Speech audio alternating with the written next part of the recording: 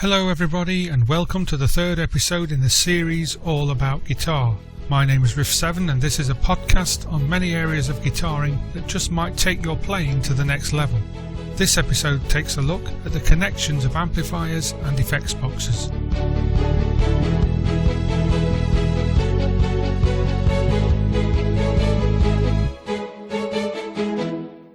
There are many types of amplifier, but they all have a general function for the guitar.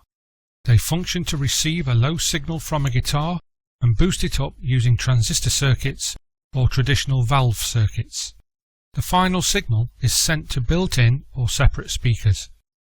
The most popular makes are Fender, Peavey, Vox and Marshall. It is advised to try out all brands to decide which amplifier is best suited to your sound and function desires.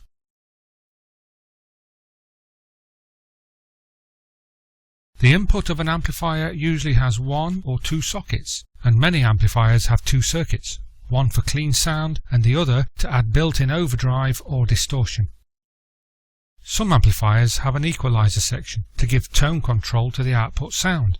There are dials to adjust bass, middle, treble or presence. Some amplifiers have an inbuilt reverb section, either using electronic reverb or physical springs reverb. An amplifier should have an on-off button, and some have a standby button to only turn off the main output to the speakers.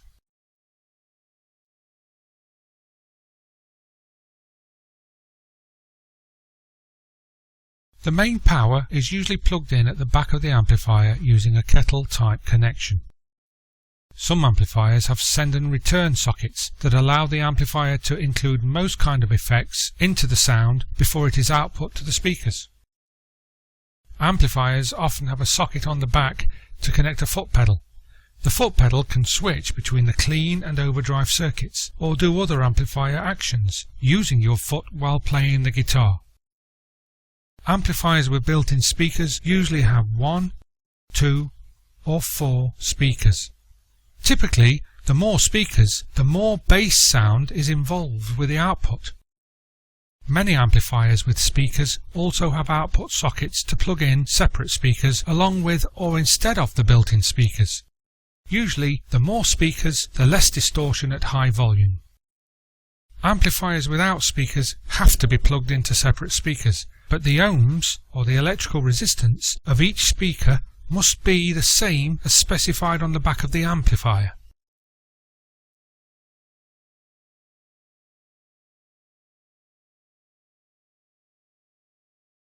Effects boxes are usually plugged in between the guitar and the amplifier. Each box changes the guitar sound in some particular way.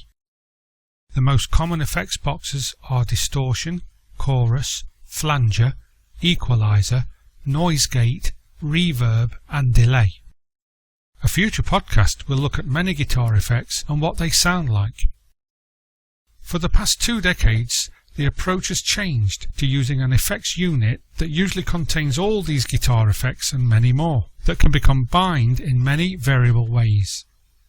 Effects boxes or units sometimes are connected to the send and return sockets of an amplifier. The effects pedal has been around just as long as the effects box, way back to the early 60s with the likes of Jimi Hendrix. Its most common function is to vary the amount of volume sent between the guitar and the amplifier. Some effects pedals have sound effects built in, like flanger or crybaby. These effects fit very well with the raising and lowering volume. The quality of effects pedals vary in physical strength as well as in sound quality, so it is advised to spend more on a quality pedal to ensure clear sound through the changing volume and to have a sturdiness that does not deteriorate from endless foot activity. Many effects units have an effects pedal built in, so that most effects desired by guitarists are integrated. This, my friends, brings us to the end of part 3 of the All About Guitar video tutorial series.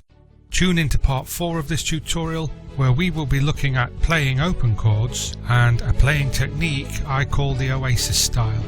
Thank you for watching, and remember, there's something we can all do to take our playing to the next level.